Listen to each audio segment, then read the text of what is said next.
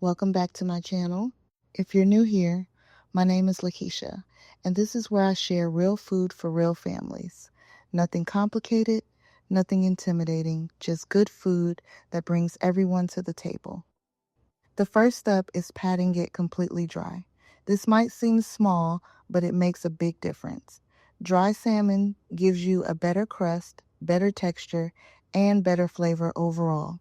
Once the salmon is dry, I lightly coat it with garlic olive oil, just enough to help the seasoning stick and add an extra layer of flavor. For seasoning, I'm using fire and smoke seasoning, a smoke seasoning, and paprika.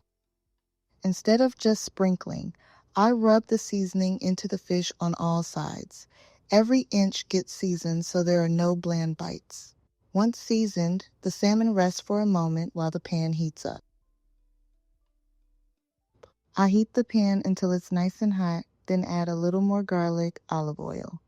When the oil is hot but not smoking, the salmon goes in meat side down first. That's how you get a beautiful golden crust. Once the salmon hits the pan, I let it sear without touching it. This part takes patience, but it's worth it. When the salmon is ready, it naturally releases from the pan.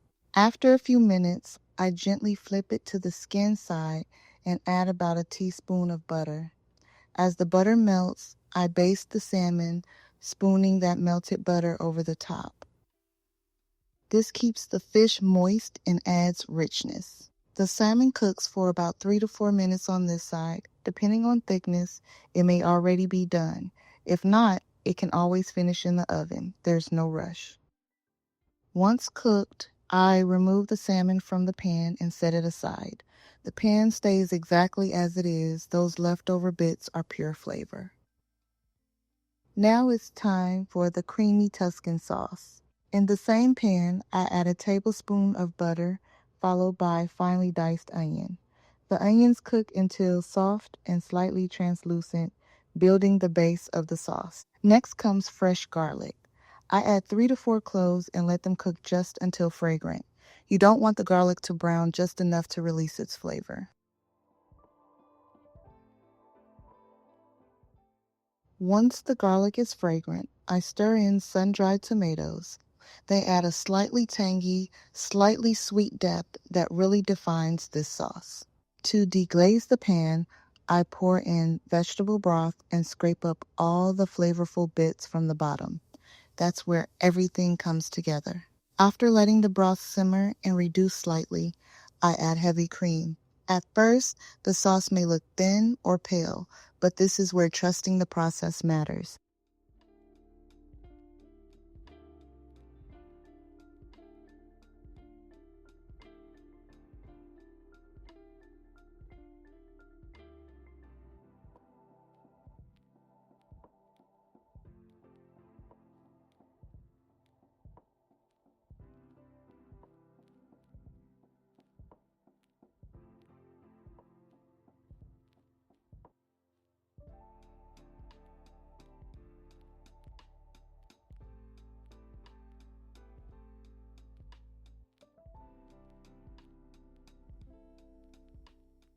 I slowly add Parmesan cheese, stirring constantly so it melts smoothly into the sauce. This thickens it and gives it that rich, savory flavor. For seasoning, I add Cajun seasoning and Blackened seasoning, just enough to add warmth without overpowering the sauce. Fresh parsley goes in next, bringing brightness and balance. Then I add a handful of fresh spinach. It looks like a lot at first, but it wilts down quickly. I stir until the spinach is fully cooked and the sauce is creamy and smooth. This is the moment to taste and adjust. Add salt if needed. Add more seasoning if you want extra heat. Make it yours.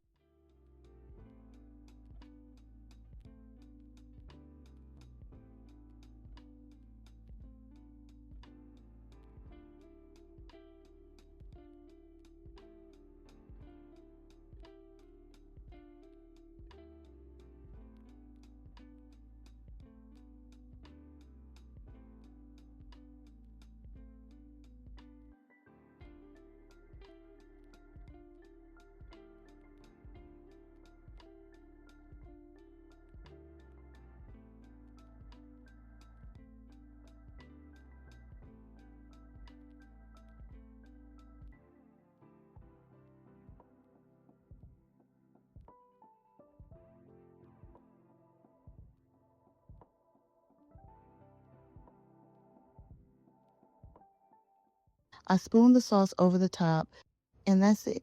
Creamy Tuscan salmon that's rich, comforting, and full of flavor, but still simple enough for a weeknight dinner.